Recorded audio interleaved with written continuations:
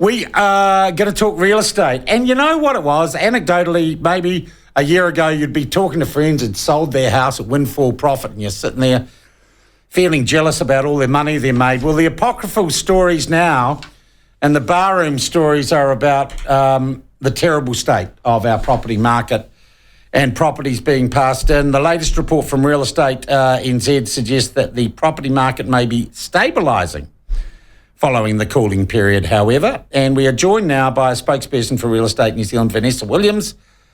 And she says new data actually doesn't support the apocryphal tales of the bubble bursting and everyone getting wet. Vanessa, welcome back onto the platform. Nice to see you again. Morena, Sean. Lovely to be back. All right, look, is the sky falling or not? I find it hard to keep up. I'm just thankful I'm not buying or selling a property right now. Yeah, fair enough too. Look, I think if you to look at it just objectively, and in a winter month, we have typically between 7,000 and 8,000 new listings that come onto the market every month, right? Yep. So I look at the data and go at almost 8,000 listings for a June month. That's pretty typical activity from vendors. What has stabilised and what has changed is that the time of sales blowing out and there's a lot more stock on the market. So we're looking at almost double. When you're trying to find a home and there's only 12,500 homes to look at, that's a real challenge for buyers. Now there's almost just over 27,000 available. It just gives them more time, more consideration, which is sort of stabilising the market. And, prices, while they're a bit of a mixed bag across the country, they're sort of levelling out.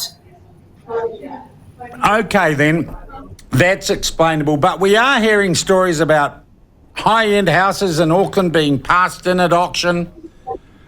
Is there any part of the market that is slowing or indeed doing better than others? The middle, the top, the bottom?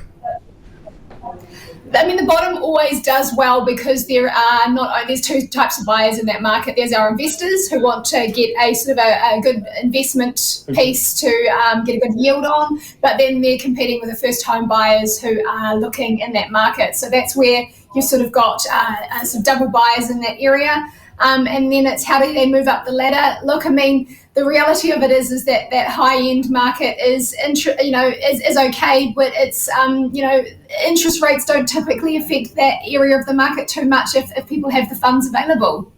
All right, so your advice right now to a buyer, an average buyer? Yep, make sure you get...